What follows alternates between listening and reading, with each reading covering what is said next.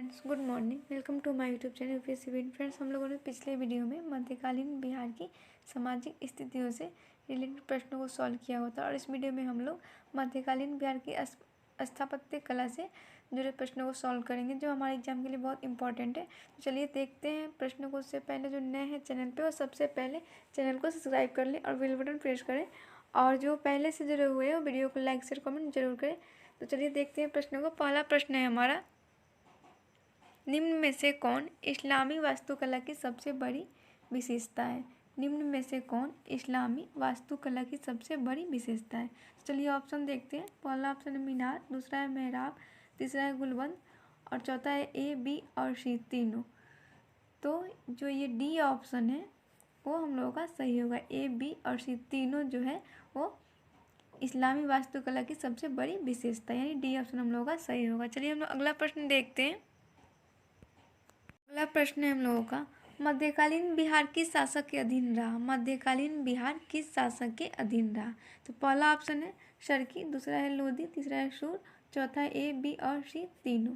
तो मध्यकालीन बिहार जो था वो तीनों के अधीन रहा, यानी यहाँ पे डी ऑप्शन जो होगा वो सही होगा। चलिए हम लोग अगला प्रश्न देखते हैं। अगला प्रश्न है हम लोगों का, मलिक इब्राहिम का मकबरा कहाँ स्थित है? मलिक इब्राहिम का मकबरा कहाँ स्थित है? तो पहला ऑप्शन है पटना, दूसरा है बिहार शरीफ, तीसरा है नालंदा, चौथा है हाजीपुर। तो मलिक इब्राहिम का मकबरा जो है वो बिहार शरीफ में स्थित है, यानी यहाँ पे जो बी ऑप्शन होगा वो सही होगा हम लोगों का। चलिए हम लोग अगला प्रश्न देखते हैं। अगला प्रश्न है हम लोगों का, मलिक इब्राहिम का मकबरा कब निर्मित हुआ था? मलिक इब्राहिम का मकबरा कब निर्मित हुआ था? तो चलिए ऑप्शन देखते हैं। पहला ऑप्शन 1349 ईस्वी में, दूसरा है 1351 में और तीसरा है 1353 ईस्वी में और चौथा है 1355 में।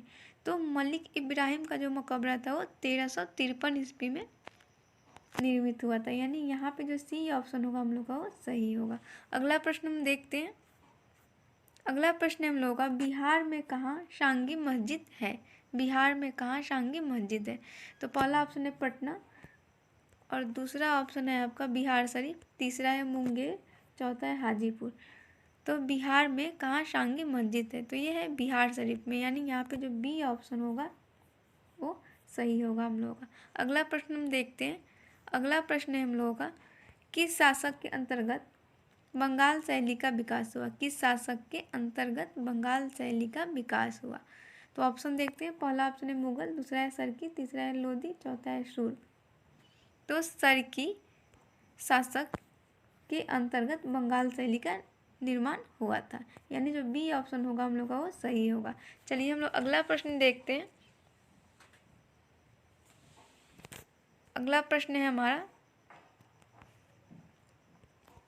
शाह नफी का मकबरा कहाँ स्थित है? शाह नफी का मकबरा कहाँ स्थित है? तो पहला ऑप्शन है पटना, दूसरा है बिहार शरीफ, तीसरा है हाजीपुर, चौथा है मुंगेर। तो ये शाह नफी का मकबरा जो है वो मुंगेर में स्थित है, यानी जो यहाँ पे डी ऑप्शन होगा वो सही होगा। अगला प्रश्न हम देखते हैं। अगला प्रश्न हम लोगों का, शेर शाह का मकबरा कब निर्मित हुआ था? चलिए ऑप्शन देखते हैं। पहला ऑप्शन 1541 ईस्वी में, दूसरा है 1543 ईस्वी में और तीसरा है 1545 ईस्वी में और चौथा है 1547 ईस्वी में। तो शेर शाह का मकबरा जो था वो 1545 ईस्वी में निर्मित हुआ था, यानी यहाँ पे जो सी ऑप्शन होगा वो सही होगा हम लोग का। अगला प्रश्न हम देखते हैं। अगला प्रश्न हम लोगों का, निम्न में से कौन रोहतासगढ़ किले के अंदर स्थित है? निम्न में से कौन रोहतासगढ़ किले के अंदर स्थित है? तो पहला ऑप्शन है हथिया पुल, दूसरा है गणेश मंदिर, तीसरा है आईना महल, चौथा है ए, बी और सी तीनों। तो ये तीनों जो है वो रोहतासगढ़ किले के अंदर निर्मित है, यानी यहाँ पे जो डी ऑप्शन होगा हम लोग का वो सही होगा। अगला प्रश्न हम देखते हैं। अगला प्रश्न हम लोगों का, निम्न में से किसका निर्माण अकबर के शासनकाल में हुआ था? तो चलिए ऑप्शन देखते हैं। पहला ऑप्शन है पत्थर वाली मस्जिद, दूसरा है इवास खान की मस्जिद, तीसरा है साकी सुल्तान का मकबरा और चौथा है बी और सी दोनों। तो निम्न में से किसका निर्माण अकबर के शासनकाल में हुआ था? तो इवास खान की मस्जिद और साकी सुल्तान का मकबरा, ये दोनों का निर्माण अकबर के शासनकाल में हुआ था, यानी जो यहाँ पर डी ऑप्शन होगा हम लोगों का वो सही होगा। चलिए हम लोग अगला प्रश्न देखते हैं। अगला प्रश्न है हम लोगों का, मखदूम शाह का मकबरा कहाँ स्थित है? मखदूम शाह का मकबरा कहाँ स्थित है? तो पहला ऑप्शन है मनेर में, दूसरा है बिहार शरीफ में, तीसरा औरंगाबाद में, चौथा है हाजीपुर में। तो मखदूम शाह का मकबरा जो है वो मनेर में स्थित है, यानी जो यहाँ पे ए ऑप्शन होगा हम लोग का वो सही होगा। अगला प्रश्न हम देखते हैं। अगला प्रश्न है हम लोगों का, मखदूम शाह का मकबरा कब निर्मित हुआ था? मखदूम शाह का मकबरा कब निर्मित हुआ था?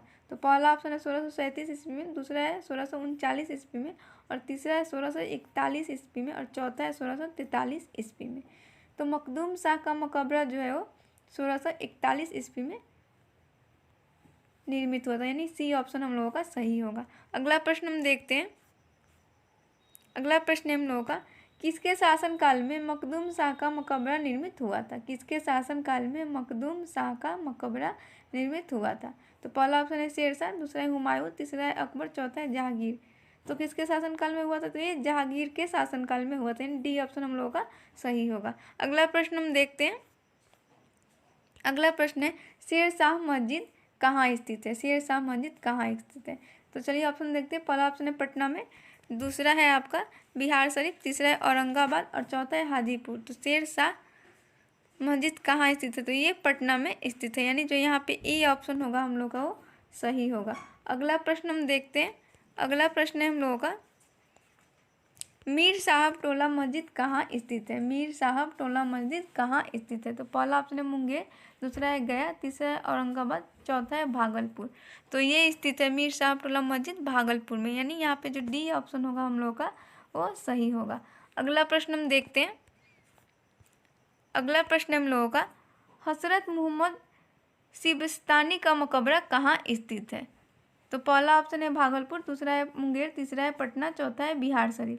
तो ये बिहार शरीफ में स्थित है, यानी यहाँ पे जो डी ऑप्शन होगा हम लोग का वो सही होगा। अगला प्रश्न है हम लोगों का, हरिश्चंद्र मंदिर का निर्माण किसने करवाया था?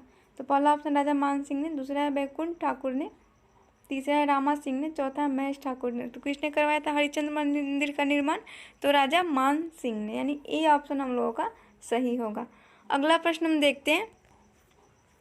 अगला प्रश्न है हम लोग का, निम्न में से कौन हाईलैंड शैली में निर्मित इमारत है? निम्न में से कौन हाईलैंड शैली में निर्मित इमारत है? तो चलिए ऑप्शन देखते हैं। पहला ऑप्शन है गोलघर, दूसरा है पटना समाहरणालय, और तीसरा है पटना कॉलेज, और चौथा है बी और सी दोनों। तो निम्न में से कौन हाईलैंड शैली में निर्मित इमारत है? तो पटना कॉलेज, यानी यहाँ पे जो सी ऑप्शन होगा हम लोग का वो सही होगा। अगला प्रश्न हम देखते हैं।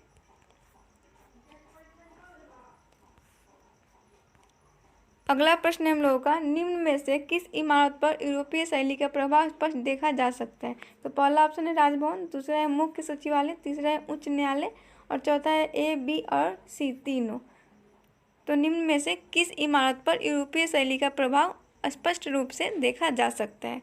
तो तीनों पे, यानी यहाँ पे जो डी ऑप्शन होगा हम लोग का वो सही होगा। चलिए फ्रेंड्स, आज के लिए इतना ही। मिलते हैं हम लोग अगले वीडियो में। हाँ फ्रेंड, हम लोगों ने लगभग सारे मध्यकालीन भारत से सारे टॉपिक कवर कर लिए हैं, और अगले वीडियो में हम लोग आधुनिक भारत से रिलेटेड प्रश्नों को सॉल्व करेंगे। तब तक के लिए धन्यवाद।